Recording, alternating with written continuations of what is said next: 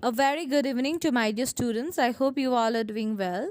So, we are discussing the ninth chapter, and in our online classes, we have already finished the revision of most of the topics of this chapter. Only some topics were left, that is, topic 8, 9, and 10. So, today in this video, I will discuss about that. So, the topic 8 Imperial Officials. This topic is all about the position, ranks, and the people who used to work under the Mughal ruler. So basically, the Mughal chroniclers were the main source from where we got an idea about the Mughal Empire. Or you can say like that, Mughal chroniclers, especially Akbarnama, have gave us a clear vision of the empire. And in the empire, there were certain agencies who used to work under the ruler. So the ruler used to give some kind of orders, instruction to different agencies, and these agencies were under him, and they used to perform according to the ruler. So that was the system.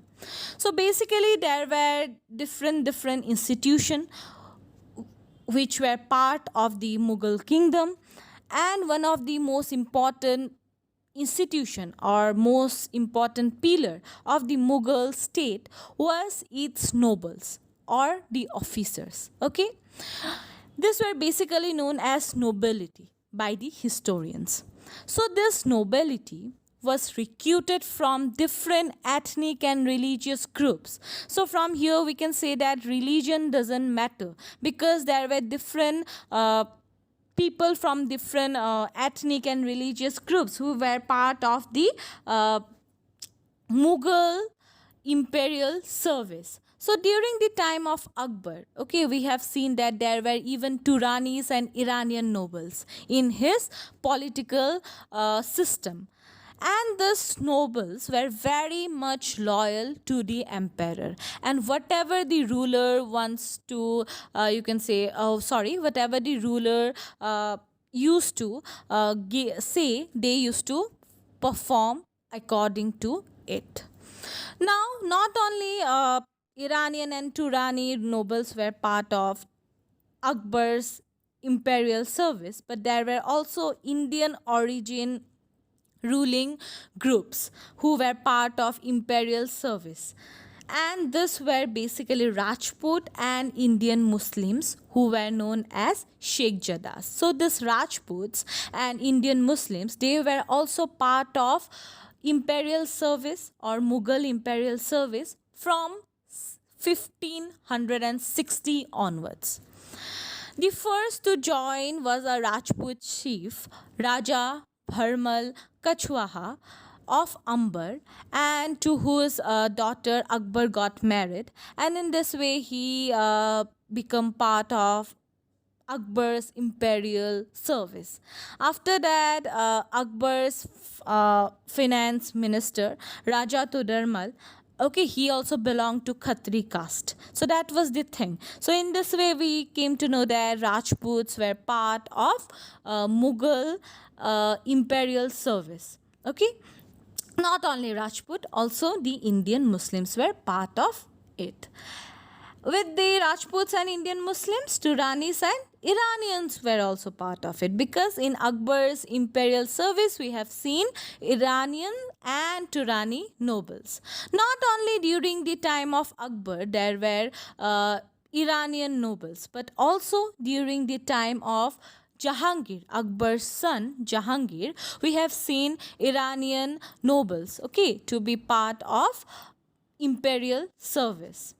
So all the holders of government office held some kind of ranks. Ranks were basically known as mansabs. Okay, mansab is basically the word which we use for ranks of Mughal imperial service. So it consists of two numerical designation, and it was Jat and Savar. So basically, Jat and Savar was the two important designation which the nobles used to enjoy during that particular period of time.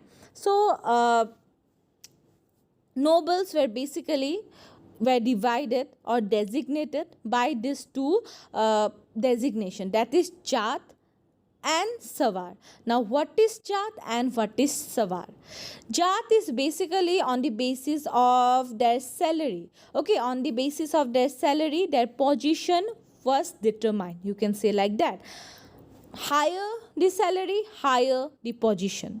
But on the other hand, savar means the member of horsemen he was required to maintain in service. Okay, so the savar, okay, this basically indicate the member of horsemen he was required to maintain in service.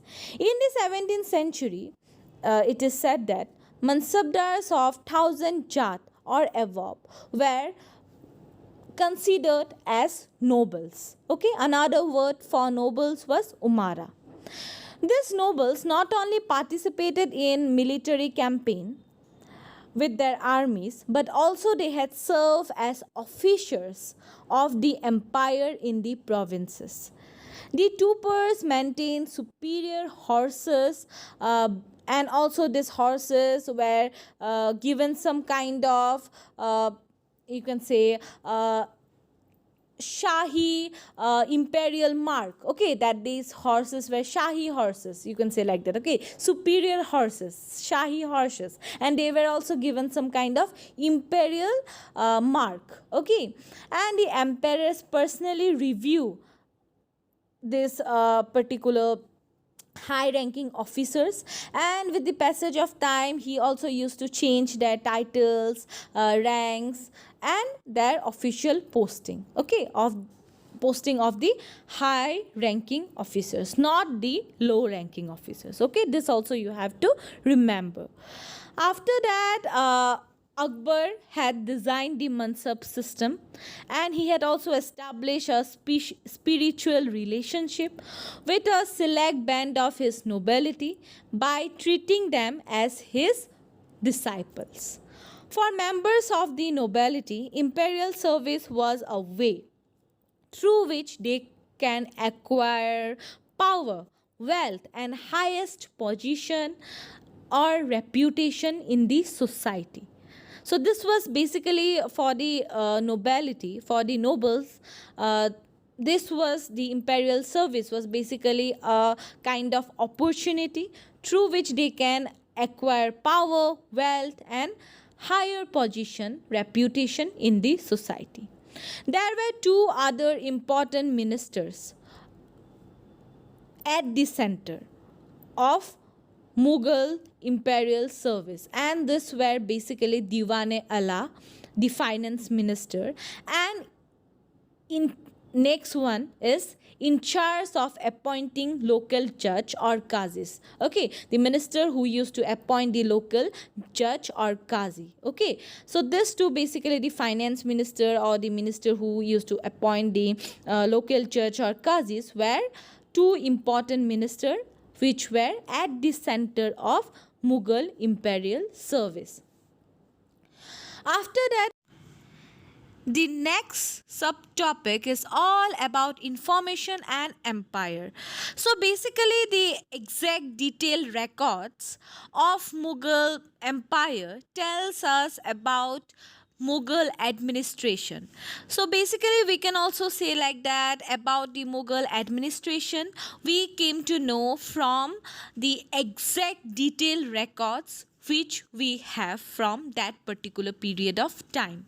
So from there we had known that Mir Bakshi used to supervise the corps of court writers, or you can say the group of court writers were supervised by Mir Bakshi. Now these court writers also used to record all the applications and documents which were presented in the Mughal court, and they also used to record the imperial orders which were given by the ruler. Okay, the farman, the imperial orders were also recorded by the court writers, and these court writers were supervised by whom? Supervised by Mir Bakshi. After that, agents of nobles used to record the entire proceedings of meeting. Whenever there are meetings between you can say regional rulers and emperor, then there were certain agents, okay, of these nobles, and the agents used to record about the whole meeting, the whole procedure, or the proceedings of the court. And they used to record this under the heading news from the exerted court. So agents of nobles used to record the entire proceedings of meeting which was held in the Mughal court under the headings news from the exerted court, we can say like that. Now akhbarat. Now what is this akhbarat? So basically akhbarat contain all kind of information which are on the basis of attendance, the people who had attended the Mughal court. Okay, so the Akhbarat contain all kinds of information related to the attendance at the court, grants of offices and titles, okay, which were given, about diplomatic missions. So about those we will find in Akhbarat. Okay, so Akhbarat contain all kind of information related to the attendance at the court, grants of offices and titles, about the diplomatic missions, okay, and so on. Basically, news reports and important official documents traveled across the length and breadth of the region. And this was the thing under the Mughal rule by imperial post. And the foot runners, they used to carry paper rolled up in bamboo containers, and there were certain kind of news reports which they have to uh, travel from one place to another. So that was the system. So this is all about 8.2. Our next subtopic is 8.3, beyond the center provincial administration. Now this is very simple, just like the center, okay, the provinces, the subhas were just the copy, or just the exact copy or replica of the functions of center. So the division of function which were established at the center were just the same in the provinces or in the subhas. Basically, there were ministers, okay, and under the ministers there were corresponding subordinates, okay, who used to work, and the head of the provincial administration was the governor or Shubadar. Okay, governor was the main head of the provincial administration or administrative system, and the Subadar or governor, he used to directly report the emperor. So that was the thing. Now, the you can say like that, the local administration was looked after at the level of three semi hereditary officers, and they were basically known as Kanangu, keeper of revenue record, the person who used to keep the record of revenue of certain provinces. Then Chaudhary, he was the in charge of revenue collection, and Qazi, who used to look after the disputes, okay, which took place in the village areas.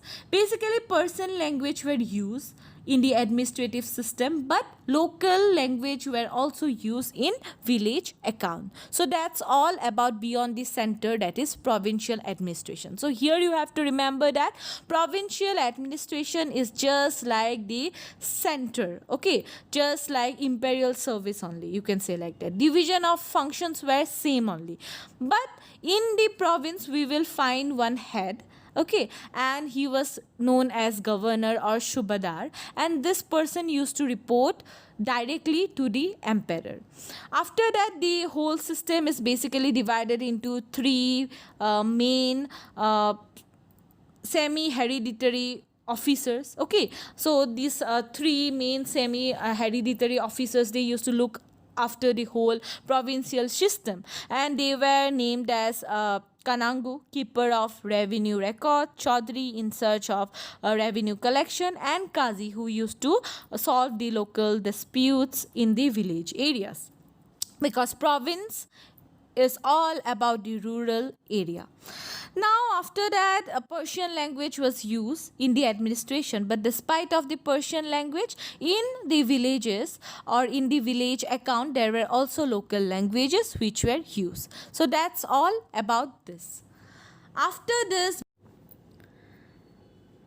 the next topic is topic 9, beyond the frontiers. Basically, the writers of chroniclers like Akbarnama, Badshah-nama, they use high sounding titles for the Mughal emperors or rulers. Why they use high sounding titles? Just to show their power in our subcontinent. This included general titles such as Shahenshah, which mean king of kings, and there were also some individual titles which the author of chroniclers use for individual emperor, like for Shah Jahan, it you can say the author of Badshah-nama, he has used king of the world. Okay, this was the title which was given to Shah Jahan. To Jahangir, world Caesar. So in this way, some kind of titles were used for the emperors, just to show their political power, okay, or just to show their power in our subcontinent. After that, 9.1, the first subtopic is all about Safavids and Kandahar. Basically, Safavids were the dynasty who used to rule in Iran, okay, and the relationship between the Safavids and Mughals, it changed with the passage of time, and this change was because of one particular area which was named as Kandahar. So the Mughals, they also want their control in this particular area, that is Kandahar, and also the Safavids, they also want to control this area, that is Kandahar. So the Kandahar area become the area of tension between these two dynasties, that was Mughal and Safavids, because both of them want this particular area, that is Kandahar. Now if we will talk about the geography of this particular place, it states that basically this particular place or area of Kandahar, it was the area which used to separate Afghanistan from region of Iran and Central Asia. For both the dynasties, that is Safavids and Mughals, this region was very important, and they want to control this area. They want to fully control this Kandahar region, and as a result, this Kandahar region become the area of tension between these two dynasties. Now, during the time of Humayun, we all know only that Humayun had a very good relationship with the Iranians, because when he was defeated, okay, by Sher Shah, then he just fled away to Iran only, and he was there in Iran. So as a result, the relationship between the Safavids and Mughals were very nice during the time of Humayun. But what happened during the time of Humayun, this area, okay, the Kandahar area, was basically under the Iranians. But Akbar, he had reconquered this area in 1595. After that, what happened? The Safavid court, they had a very retained diplomatic relation with the Mughal, and they want to capture the Kandahar region. In 1613, Jahangir sent a diplomatic envoy to the court of Shah Abbas, who was the ruler of this particular Safavid dynasty at that particular period of time. But the mission failed because this Iranian dynasty, that is Safavids, they want the Kandahar region by hook or by crook. In the winter of 1622, a Persian army besieged Kandahar.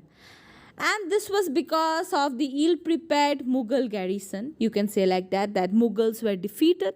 And in this way, the Kandahar region came under the control of the Safavids. So that's all about 9.1. After that, 9.2, this is very simple, the Ottomans.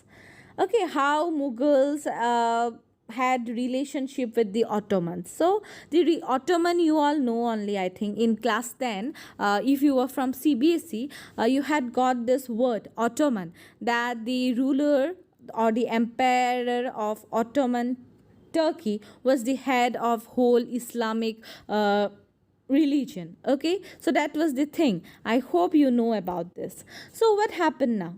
The relationship between the Mughals and the Ottomans was marked by the concern to ensure free movement for merchants and pilgrims. So merchants and pilgrims, okay, they were allowed in the Ottoman regions. Okay, so from India, from our subcontinent, many pilgrims and many merchants, they visit the Ottoman Empire area. So in this way, we can say that the Ottomans and the Mughals, they had a very friendly relationship with each other. The Mughal emperor usually combined religion and commerce by exporting valuable merchandise to Aden and Mocha, both Red Sea ports, and distributing the proceeds of the sales in charity to the keepers of shrines and religious men there. So it means that the Mughal emperor, they also used to give some kind of charity, okay, to the keepers of the shrines, because most of the shrines were located in Mecca and Medina region, okay, which was part of Ottoman Arabia. So basically, there were religious men who used to take care of this religious shrine, and this religious men were given some kind of charity by the Mughal emperors, because these Mughal emperors, they had a very good relationship with Ottoman Empire. However, we have seen that there was a change when Aurangzeb, he had discovered that these funds which were given by the Mughal emperors to Arabia, this kind of funds were not used in a proper way, okay, or this people, okay, this religious people, they had not used you can say they had misused the funds, okay, which were sent to Arabia. So this person Aurangzeb, this emperor, okay, he had favored distributing the resources to Indian religious centers rather than sending it to Arabia. Okay, so that was the change we have seen during the time of Aurangzeb. After that, 9.3 is Jesuits at the Mughal court. So this is very simple. So Europe, they received knowledge of India through the account of Jesuit missionaries only. Jesuit missionaries, okay, they used to visit India, and they used to write certain account on India, and in this way Europe, they gathered information about our subcontinent. So the Portuguese king was also interested in the propagation of Christianity with the help of missionaries of the Society of Jesuits. The Christian mission to India during the 16th century were part of this process of trade and empire building. So the European power. Okay, the Portuguese or the European powers, they used to spread Christianity in India through Jesuit mission. Okay, and this from these Jesuits only, the continent Europe gathered information about our subcontinent. Okay, because this Jesuits, they not only visited India, but they also used to write about our subcontinent, from where the Europe received knowledge of India. Akbar was very much curious about Christianity, and so he dispatched an embassy to Goa to invite Jesuit priests to his court.